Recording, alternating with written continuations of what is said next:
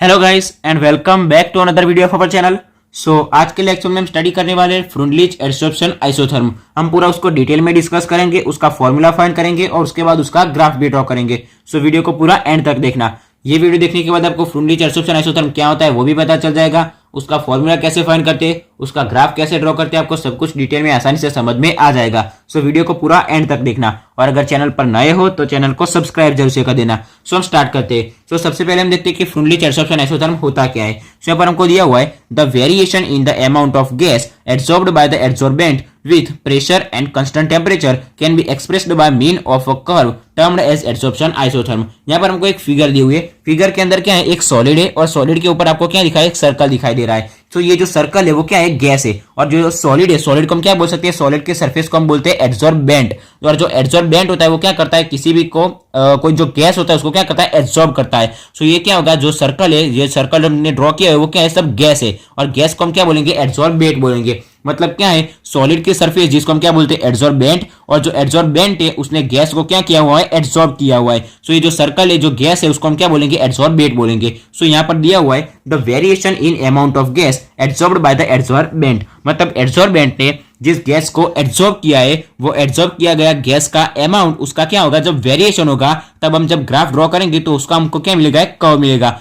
Curve termed as adsorption isotherm. मतलब जो curve होगा उसी को हम क्या बोलेंगे, एडसॉर्प्शन आइसोथर्म बोलेंगे। ठीक है, मान लीजिए हमारे पास क्या है, हम जब ग्राफ ड्रॉ करते हैं तब हमको ग्राफ जनरली ऐसा मिलता है। ये हमने जनरल ग्राफ ड्रॉ किया, इसका ग्राफ नहीं है। ठीक है, जो हमको इसका ग्राफ मिलता है तो इसको हम क्या बोलेंगे, ये बोलेंगे हम कर्व। जब गैस के अमाउंट का जब वेरिएशन होगा तब हमको एक कर्व मिलेगा। तो जो कर्व मिलेगा उसको हम क्या बोलेंगे, एडसॉर्प्शन आइसोथर्म। जब हम ग्राफ ड्रॉ करेंगे तो इसमें क्या मिलेगा, वेरिएशन मिलेगा। और ये जो क्या होगा, इसको हम क्या बोलेंगे, कर्व बोलेंगे। ये हमने ड्रॉ किया वो क्या है, कोई कर्व है, हमने जनरल ड्रॉ किया है। ठीक है, ये जो कर्व होगा उसको हम क्या बोलेंगे, फ्रुंडलिच एडसॉर्प्शन आइसोथर्म बोलेंगे। ये आपके काम का नहीं है, मैंने जनरली ड्रॉ किया है। तो क्या दिया हुआ, the variation in amount of gas absorbed by the adsorbent. मतलब एडसॉर्बेंट ने जिस गैस को एब्सॉर्ब किया हुआ है वो गैस का जो अमाउंट है उसके अंदर जब वेरिएशन होगा, वेरिएशन कब होगा, जब टेम्परेचर और प्रेशर कांस्टेंट होगा तब, can be expressed by mean of curve. जो कर्व होगा टर्म्ड एज एडसॉर्प्शन आइसोथर्म। क्या दिया हुआ है, mean of curve termed as adsorption isotherm. मतलब जो कर्व होगा उसको हम क्या बोलेंगे, एडसॉर्प्शन आइसोथर्म बोलेंगे। ठीक है, ये था फ्रुंडलिच एडसॉर्प्शन आइसोथर्म का स्टेटमेंट कह सकते हैं हम जिसको, और उसकी डेफिनेशन भी कह सकते हैं। ठीक है, इसका स्टेटमेंट था। अभी नीचे हमको ये जो फिगर है वो ड्रॉ करेंगे। फिगर के अंदर क्या होगा, एक सॉलिड होगा। मैं आपको अलग से आपको ड्रॉ करके दिखाता हूं। ये हमारे पास एक सॉलिड है जिसको हम क्या बोलेंगे, सॉलिड की जो फोर सरफेस है उसको हम क्या बोलेंगे, एडसॉर्बेंट बोलेंगे। और एडसॉर्बेंट के ऊपर क्या होगा, ये सभी गैस क्या होगा, एडसॉर्ब होगा। ठीक है, ये जो गैस है उसको हम क्या बोलेंगे, एडसॉर्बेंट बोलेंगे। ठीक है, ये एक फिगर हो गया। उसके बाद हम देखते हैं कि extent of gas adsorbed on the surface of solid surface. हम इसकी जगह शॉर्ट में हम क्या लिख सकते हैं, एडसॉर्ब्ड गैस भी लिख सकते हैं। ये इतना पूरा लिखने की जरूरत नहीं है, हम क्या लिख सकते हैं, एडसॉर्ब्ड गैस। ठीक है, ये पूरा लिखने की जरूरत नहीं है, एडसॉर्ब्ड गैस प्रोपोर्शनल टू प्रेशर। यानी कि आपको समझ में आ गया होगा, जब सॉलिड के ऊपर कोई गैस एब्सॉर्ब होता है तो सॉलिड के ऊपर क्या होता है, प्रेशर इंक्रीज होता है। मान लीजिए हमारे पास क्या है, ये एक सॉलिड है और सॉलिड के ऊपर ये मान लीजिए ये गैस है। ये गैस एब्सॉर्ब होगा तो ये गैस क्या करेगा, इसके ऊपर प्रेशर करेगा। इसके ऊपर प्रेशर करेगा तो प्रेशर क्या होगा, बढ़ेगा। मतलब जितना ज्यादा गैस एब्सॉर्ब होगा उतना प्रेशर क्या होगा, बढ़ेगा। एडसॉर्ब्ड गैस यानी कि एब्सॉर्ब हुआ गैस होगा, जितना बढ़ेगा वो प्रोपोर्शनल होगा प्रेशर के। यानी कि जितना गैस बढ़ेगा उतना ही प्रेशर बढ़ेगा। ठीक है, तो आपको ये पूरा लिखने की जरूरत नहीं है, आप इतना लिख सकते हैं कि एडसॉर्ब्ड गैस प्रोपोर्शनल टू प्रेशर। मतलब एडसॉर्ब गैस जितना बढ़ेगा उतना ही प्रेशर बढ़ेगा। ठीक है, उसके बाद हमने इसका ग्राफ ड्रॉ किया। For this we should draw a graph. उसके बाद मैंने ग्राफ किसका ड्रॉ किया, एक्स बाय एम और पी यानी कि प्रेशर, और एक्स बाय एम क्या है, हमारे पास एडसॉर्ब्ड गैस। यहां पर हमने जो एडसॉर्ब्ड गैस लिया उसको हम किससे डिनोट करेंगे, एक्स बाय एम से। एक्स बाय एम क्या है, हमारे पास एब्सॉर्ब्ड गैस। मतलब जो अमाउंट ऑफ गैस एब्सॉर्ब हुआ है उसको हम क्या बोलेंगे, x by m. X by m और किसका, ऑपोजिट पी का हमने ग्राफ ड्रॉ किया है। तो हमको तीन ग्राफ मिले। ये सबसे पहला ग्राफ आएगा, दूसरा और तीसरा। तो अब जब टेम्परेचर हम चेंज करेंगे तब, जब टेम्परेचर 195 केल्विन होगा तब ग्राफ हमको ऊपर वाला मिलेगा। जब टेम्परेचर हम बढ़ाएंगे 244 केल्विन करेंगे ग्राफ हमको थोड़ा सा नीचे मिलेगा। और जब हम अभी भी टेम्परेचर बढ़ाएंगे यानी कि 73 करेंगे केल्विन, तब ग्राफ क्या होगा, और भी नीचे मिलेगा। ठीक है, हमको ग्राफ कैसा मिलेगा, यहाँ पर आएगा एक्स बाय एम, यहाँ पर आएगा प्रेशर। जब टेम्परेचर कम होगा तो ग्राफ ऊपर की ओर मिलेगा। जब टेम्परेचर हम जैसे जैसे बढ़ाते जाएंगे तो उसका ग्राफ कैसा होगा, नीचे की ओर हमको मिलता जाएगा। ठीक है, ये था उसका ग्राफ। ठीक है, सबसे पहले मैंने क्या देखा, उसका स्टेटमेंट देखा। स्टेटमेंट के अंदर क्या था, जो कोई एड्सॉर्बेंट था, एड्सॉर्बेंट यानी कि जो सॉलिड था, उसने क्या किया था, गैस को एब्जॉर्ब किया था। सो गैस को जो एब्जॉर्ब किया था वो गैस का अमाउंट का वेरिएशन जब हम करेंगे तो क्या होगा, जो कर्व मिलेगा हमको ग्राफ के अंदर, वो कर्व को हम क्या बोलेंगे, फ्रुंडलिच एडसॉर्प्शन आइसोथर्म बोलेंगे। यहाँ पर उसकी फिगर दी हुई थी। उसके बाद हमने क्या लिखा, जो कोई भी हमारे पास एब्जॉर्ब गैस था, जब गैस का अमाउंट बढ़ेगा तो उसके ऊपर, सॉलिड के ऊपर प्रेशर भी क्या होगा, बढ़ेगा। तो प्रेशर बढ़ेगा, उसके बाद हमने उसका ग्राफ ड्रॉ किया। So for this we should draw a graph. हमने ग्राफ ड्रॉ किया, किसका ग्राफ ड्रॉ किया, x/m, ऑपोजिट क्या आएगा, प्रेशर P। सो जब टेम्परेचर कम होगा, टेम्परेचर कब होगा, कम होगा, तो ग्राफ कहां तक मिलेगा, ऊपर की ओर मिलेगा। जैसे जैसे हम टेम्परेचर बढ़ाएंगे तो ग्राफ कैसे मिलेगा, नीचे की ओर मिलेगा। ठीक है, यहां तक आपको समझ। अभी हमने जो x/m लिया था उसके अंदर x क्या है और m क्या है। x क्या है, अमाउंट ऑफ गैस, यानी कि गैस का अमाउंट, जिसको हम क्या किससे डिनोट करेंगे, x से डिनोट करेंगे। उसके बाद आता है m। m क्या है, हमारे पास मास है। हमारे पास जो सॉलिड है वो सॉलिड का मास क्या होगा, m होगा, यानी कि x होगा गैस, अमाउंट ऑफ गैस, और m क्या होगा, मास, किसका मास, सॉलिड का मास। ठीक है, उसके बाद हमको दो लाइन दी हुई है जिसके अंदर दिया हुआ है, so when we increase the temperature adsorption decrease, यानी कि जब हम टेम्परेचर को इंक्रीज करेंगे, टेम्परेचर बढ़ेगा, तब एडसॉर्प्शन क्या होगा, कम होगा। मैं आपको दिखाता हूं, यहाँ पर क्या होगा, ये जो गैस है वो क्या हुआ है, एब्जॉर्ब हुआ है। जब हम इसका टेम्परेचर बढ़ाएंगे तो ये जो सभी जो गैस है वो गैस क्या हो जाएगा, रिमूव हो जाएगा, गैस वेपर हो जाएगी, यानी कि ऊपर की ओर चला जाएगा, यानी कि रिमूव हो जाएगा। सो एब्जॉर्प्शन क्या होगा, कम होगा। सॉलिड के ऊपर जो गैस होगा वो चला जाएगा। ठीक है, सो सॉलिड के ऊपर गैस रहेगा नहीं, अगर गैस नहीं रहेगा तो एब्जॉर्प्शन क्या होगा, कम होगा। ठीक है, सो जब हम टेम्परेचर बढ़ाएंगे सो ये सभी जो गैस होगा वो गैस रिमूव हो जाएगा, गैस रिमूव हो जाएगा तो उसका एब्जॉर्प्शन क्या होगा, एब्जॉर्प्शन कम हो जाएगा। ठीक है, सो यहाँ पर हमको दिया हुआ है, so when we increase the temperature absorption decrease. ठीक है, जब हम टेम्परेचर को इंक्रीज करेंगे तब एब्जॉर्प्शन क्या होगा, कम हो जाएगा। So high temperature is not favoured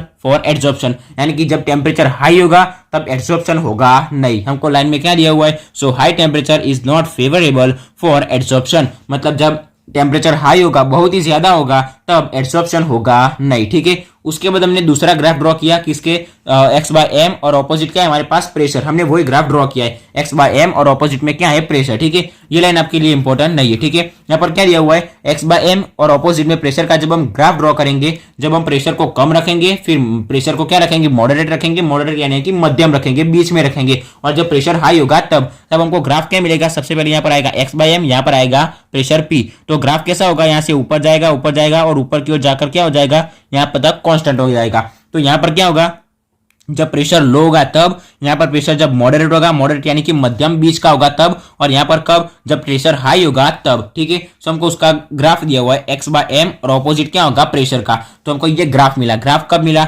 low pressure था तब हमको ये ग्राफ मिला, यहाँ तक, यहाँ से लेके यहाँ तक, यहाँ पर एरो ड्रॉ किया हुआ है। और जब प्रेशर मॉडरेट होगा, मॉडरेट यानी कि मध्यम, दोनों के बीच का होगा, तब हमको कितना ग्राफ मिलेगा, यहाँ से लेके यहाँ तक का। ठीक है, और जब हम प्रेशर को हाई करेंगे, हाई प्रेशर करेंगे, ज्यादा प्रेशर करेंगे, तब हमको ग्राफ यहाँ से आगे की ओर जाता हुआ मिलेगा। ठीक है, सो हमको एक ग्राफ मिल गया। ठीक है, अभी हम क्या कह सकते हैं, x/m प्रोपोर्शनल टू P। हमने यहीं पर आगे देखा, adsorbed gas proportional to pressure. Adsorbed gas हमारे पास क्या था, एडसॉर्ब्ड गैस था x/m proportional to pressure. Pressure हमारे पास क्या था, P। सो हम क्या लिख सकते हैं, x/m प्रोपोर्शनल टू P। अभी हम ये जो प्रोपोर्शनल है उसको हम निकालेंगे, सो क्या मिले, क्या रखेंगे, हम कोई कांस्टेंट टर्म रखेंगे। सो यहाँ पर हमने कांस्टेंट टर्म कौन सा लिया हुआ है, k। सो हम क्या लिख सकते हैं, x/m equals to k into P की पावर क्या आ जाएगी, 1/n। जब हम k लिखेंगे तो उसके ऊपर क्या आएगा, P की पावर 1/n हो जाएगी। ठीक है, ये आपको याद ही रखना पड़ेगा। सो x/m इक्वल्स टू क्या आएगा, k हमारा क्या है, कांस्टेंट है। ठीक है, k into P raise to 1/n। ठीक है, सो हमको उसका फॉर्मूला मिल गया। जब वेयर यहाँ पर kn ग्रेटर देन 1, यहाँ पर हमको क्या दिया हुआ है, when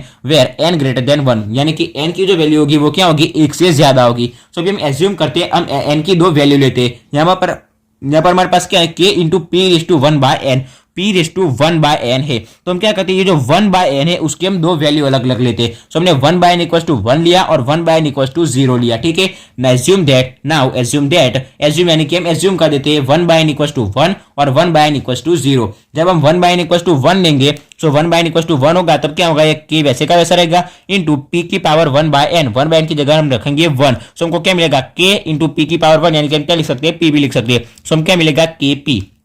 so x/m equal to हमको क्या मिलेगा, kp। तो हमने लिख दिया x/m इक्वल टू kp। कब, जब हम 1/n की जगह 1 लिखेंगे। अभी हम लिखते हैं 1/n की जगह 0 लिखते हैं। सो क्या होगा, ये जो k है वो वैसे का वैसा रहेगा, इंटू P की पावर 1/n की जगह हम लिखेंगे 0। तो P की पावर क्या आएगी, 0 आएगी। किसी भी की पावर 0 होगी तो उसका आंसर क्या आएगा, 1 आएगा। सो k इंटू P की पावर 0 यानी कि क्या होगा, 1 होगा। सो k इंटू 1 हमको क्या मिलेगा, k मिलेगा। सो x/m इक्वल टू हमको क्या मिलेगा, k मिलेगा। कब, जब हम 1/n इक्वल टू 0 लेंगे तब। ठीक है, तो सबसे पहले हमने क्या लिया, x/m प्रोपोर्शनल टू पी यानी कि प्रेशर हमको पता था जो एडसॉर्ब्ड गैस जितना ज्यादा होगा उतना प्रेशर बढ़ेगा। फिर हमने कांस्टेंट रखा क्यू, जो प्रोपोर्शनल होता है उसको हम निकालेंगे तो क्या रखेंगे, कांस्टेंट रखेंगे। कांस्टेंट रखा के, जब हम कांस्टेंट रखेंगे तो पी की पावर क्या हो जाएगी 1/n हो जाएगी। जहां पर हमने n क्या लिया, ग्रेटर देन 1 यानी कि n की जो वैल्यू होगी वो 1 से ज्यादा होगी। अभी हमने एज्यूम कर दिया n की 2 वैल्यू ली, n की नहीं 1/n की, क्योंकि p की पावर थी 1/n। तो हमने 1/n की दो वैल्यू ली। सबसे पहले हमने ली 1 और फिर ली 0। जब हमने 1/n की जगह 1 रखा तो हमको क्या मिला, x/m इक्वल टू मिला हमको kp। उसके बाद हमको x/m इक्वल टू क्या मिला, k मिला। कब, जब 1/n 0 होगा तब, ठीक है। से हमारा फर्स्ट स्टेप हो गया। अभी हम देखते हैं सेकंड स्टेप के लिए। सेकंड स्टेप के लिए हमने वही लिया x/m equal to k into P raise to 1/n, x/m equal to k into P raise to 1/n। अभी हम क्या लिखते हैं, जो n है वो 1 टू इनफाइनाइट यानी कि 1 से आगे तक चला जाएगा, 1 2 3 4 5 से कहां तक जाएगा, इनफाइनाइट तक जाएगा। अभी हम क्या करते हैं, यहाँ पर लॉग अप्लाई करते हैं। लॉग अप्लाई करना आपको आना चाहिए, मैं आपको फिर से सिखा देता हूँ कैसे करते हैं। जब हम लॉग अप्लाई करेंगे तो क्या होगा, यहाँ पर लॉग आ जाएगा। सभी जगह हम क्या लिखेंगे, लॉग लिखेंगे। सो लॉग x/m, जिसकी जगह हम क्या लिख सकते हैं, x/m की जगह हम लिखेंगे लॉग x/m इक्वल टू वैसे का वैसा k की जगह हम क्या लिखेंगे, लॉग k। जब ये मल्टीप्लीकेशन होगा तब क्या हो जाएगा, सम हो जाएगा यानी कि प्लस आ जाएगा। और p की पावर क्या है 1/n, जो पावर होगी वो आगे आ जाएगी। तो पावर 1/n है तो 1/n आगे आ जाएगा। सो 1/n और p को हम कैसे लिखेंगे, लॉग p। 1/n आगे आ जाएगा तो क्या बचेगा, हमारे पास p बचेगा। तो p को हम कैसे लिखेंगे, लॉग p। ठीक है, समझ में आ गया। सबसे पहले हमने क्या किया, सभी जगह लॉग अप्लाई किया। तो x/m का क्या होगा, log x/m equal to k का होगा log k। जब इनटू यानी कि जब मल्टीप्लीकेशन होगा तब क्या हो जाएगा, सम हो जाएगा यानी कि एडिशन होगा तो क्या आएगा, प्लस आएगा। जब यहाँ पर क्या होगा k बाय यानी कि नीचे होगा तब क्या होगा, उसकी पावर माइनस हो जाएगी। माइनस नहीं करनी तो हम क्या कह सकते हैं, यहाँ पर log k माइनस लिख सकते हैं। ठीक है, आपको समझ में आ जाएगा। क्या होगा, k का होगा log k। फिर हमारे पास क्या बचा, p की पावर 1/n।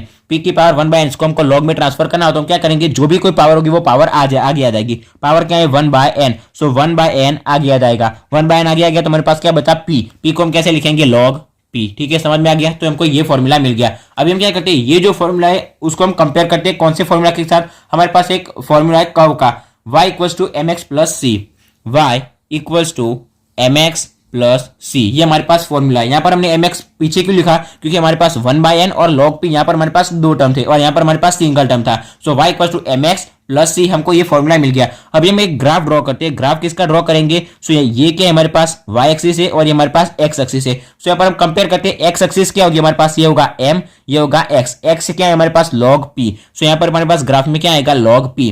और y क्या है हमारे पास, log x/m। सो हमारे पास y एक्सिस कौन सा होगा, log x/m। सो यहाँ पर हम लिखेंगे log x/m। इसका जब हम ग्राफ ड्रॉ करेंगे तो हमको ग्राफ कैसा मिलेगा, ऐसा ग्राफ मिलेगा। ठीक है, हमने पीछे ड्रॉ किया हुआ है, मैं आपको दिखाता हूं। ठीक है, ये हमको क्या मिलेगा, इसका स्लोप क्या होगा, c क्या होगा, स्लोप होगा। ठीक है, सो हमको क्या मिलेगा, c मिलेगा। c की जगह हम क्या लिख सकते हैं, log k। तो इक्वल टू हम लिख सकते हैं log k। मैं आपको पीछे दिखाता हूं। सो अभी हमको आगे एक फॉर्मूला मिला था, कौन सा फॉर्मूला मिला था, log x/m equal to log k plus 1/n log p। ठीक है, हमको आगे ये फॉर्मूला मिला था। अभी हम ये जो फॉर्मूला है उसको कंपेयर करते हैं किसके साथ, y equal to mx plus c के साथ। So we compare this formula with y equal to mx plus c।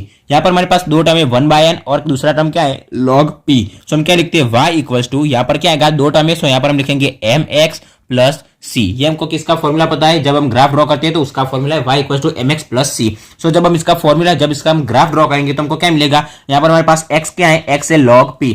So y axis x axis, ये x एक्सिस होगी तो x एक्सिस क्या होगी हमारे पास, log p। तो हमने ले लिया है log p। और y एक्सिस क्या होगी हमारे पास, होगी y एक्सिस। सो y एक्सिस क्या है हमारे पास, log x/m। सो log x/m, हम log x/m opposite log p का जब हम ग्राफ ड्रॉ करेंगे सो हमको ग्राफ कैसा मिलेगा, यहाँ से स्ट्रेट लाइन मिलेगा। तो ग्राफ कैसे, कहां से स्टार्ट होगा, यहां से स्टार्ट होगा। सो जो पीछे का जो पार्ट होगा उसको हम कैसे डॉट डॉट डॉट से क्या करेंगे, डिनोट करेंगे। ठीक है, सो यहाँ पर हमको क्या मिलेगा, स्लोप को हम किससे डिनोट करते हैं, स्लोप को हम डिनोट करते हैं m से। ठीक है, सो m क्या है हमारे पास 1/n। सो हमने स्लोप इक्वल टू लिख दिया 1/n। उसके बाद ये क्या आएगा हमारा इंटरसेप्ट क्या होगा, ये c। और हमको c कितना दिया हुआ है, log k। सो हमारा इंटरसेप्ट क्या होगा, log k। ठीक है, फिर से समझाता हूं, हमको आगे ये फॉर्मूला मिला, ये फॉर्मूले को हमने y equal to m x plus c जो फॉर्मूला था किसका ग्राफ का उसके साथ कंपेयर किया।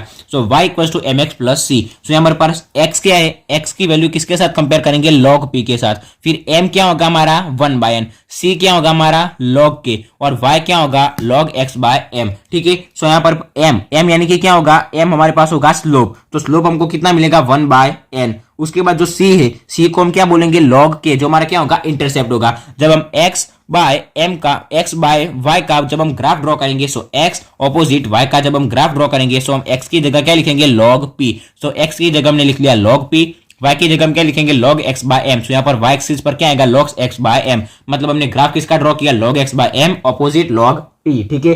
सो जब हम ग्राफ ड्रॉ करेंगे तो हमको ऐसा ग्राफ मिलेगा, यहां से स्टार्ट होगा तो पीछे की तरफ हम डॉट डॉट से डिनोट कर देंगे। ठीक है। सो यहाँ पर हमको क्या मिला, ये जो इतना पार्ट बचा हुआ पार्ट मिला उसको हम क्या बोलेंगे इंटरसेप्ट बोलेंगे। इंटरसेप्ट यानी कि जो क्या होता है वो होता है c होता है। ठीक है। सो c को हम क्या है, यहाँ पर हमारे पास c की वैल्यू है log k, तो हम इसको डिनोट करेंगे log k से। ठीक है। ये अंदर का पार्ट नहीं, ये बाहर का log k। ठीक है। जो क्या है हमारा इंटरसेप्ट है। उसके बाद जब हम इसका ग्राफ ड्रॉ करेंगे तो यहाँ पर हमको एक स्लोप मिलेगा। तो स्लोप क्या होता है, हमेशा स्लोप होता है m होता है, और यहाँ पर हमारे पास m की वैल्यू कितनी है 1/n, तो हमारा स्लोप क्या होगा 1/n होगा। ठीक है। यहाँ पर हमको एक लाइन दिया हुआ है, इस ग्राफ से उस द वैलिडिटी ऑफ फ्रुनलिच आइसोथर्म, मतलब ये ग्राफ क्या करता है, जो फ्रुनलिच आइसोथर्म है उसकी वैलिडिटी डिनोट करता है, वैलिडिटी हमको बताता है। ठीक है। सो यहाँ पर हमारा फ्रुनलिच एडसॉर्प्शन आइसोथर्म कंप्लीट हो गया। हम पूरा का पूरा जो थियरी है उसको हम फिर से रिवाइज कर देते। तो सबसे पहले हमने क्या लिखा, उसका स्टेटमेंट देखा। ठीक है। उसके बाद हमने एक सॉलिड के ऊपर क्या लिया, एक गैस लिया, उसका हमने फिगर देखा।